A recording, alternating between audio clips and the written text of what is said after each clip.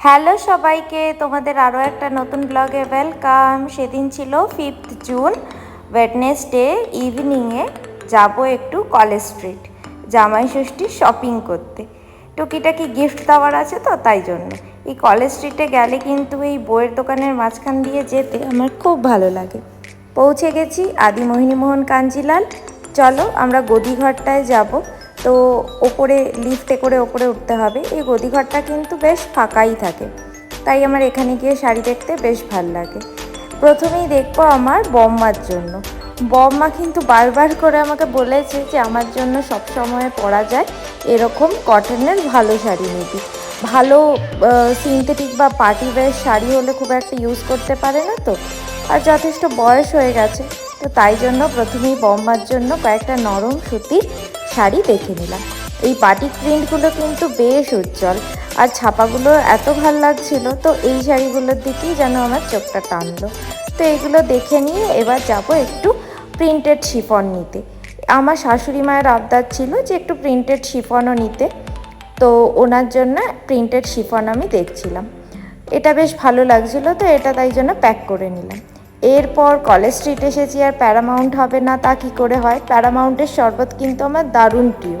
এখানকার ডাব শরবত আমার খুব ভাল লাগে, কিন্তু সেদিন ডাব শরবত শেষ হয়ে গেছিলো, তার জন্য রোজ ক্রিম আর রোজ গ্রিন ম্যাঙ্গো নিয়ে নিলাম।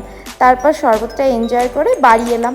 বাড়িতে এসে এরা তো গেটে ঢুকতে দেখেই ভাবলো যে খেতে দেবো, কিন্তু তখনও বেশ ডিনার দেওয়া, ওদের যে ডিনারটা দিই দেরি হতো দিতে। বাড়িতে এসে ভাত বানাবো তারপর তো দেবো। তো তাই জন্য এদেরকে বিস্কুট দিয়ে খানিকক্ষণের জন্য শান্ত করলাম যে তোরা বিস্কুট খা, এরপরে ডিনার পরে করবি, একটু পরে আমার টাইম লাগবে বানাতে। তারপর দেখি ভেতরের দুজন কি করছে। এদেরকে আজকে একটা নতুন এদের খেলনা বার করে দিলাম। এদের একটা খেলনার বক্স আমি কিনে রাখি 1 বছরে, তো একটা করে খেলনা শেষ হলে আবার আরেকটা নাবি। কে নেবে বাবা? এটা কার খেলনা? কার খেলনা এটা?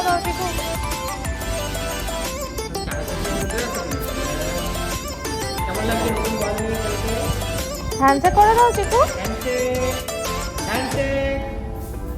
ওঠো ওঠো ওঠো, হ্যান্ডশেক।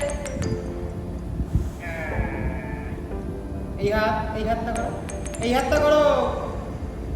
এই এটা কর।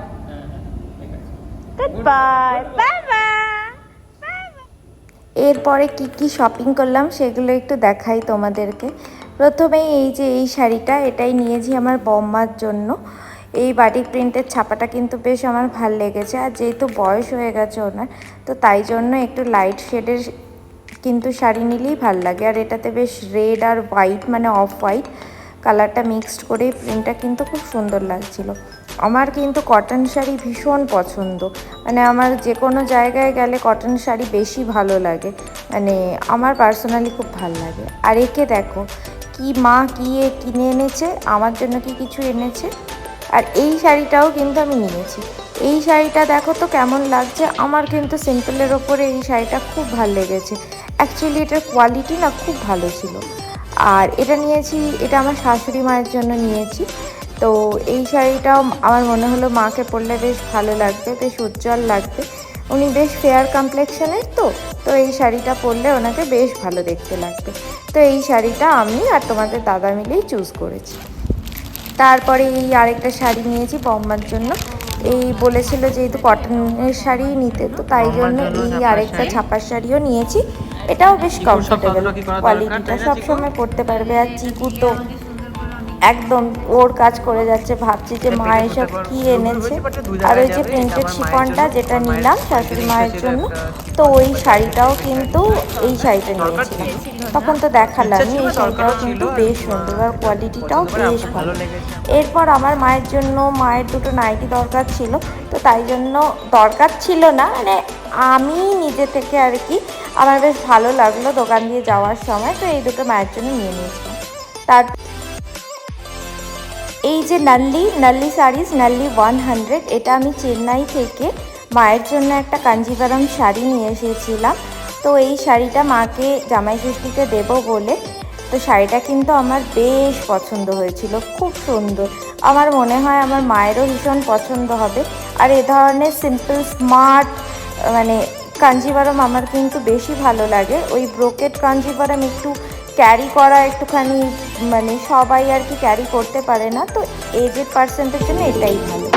তো তোমাদের ব্লগটা কেমন লাগলো আমাকে অবশ্যই কমেন্ট করে জানিও। দেখা হচ্ছে নেক্সট আরও একটা ব্লগে।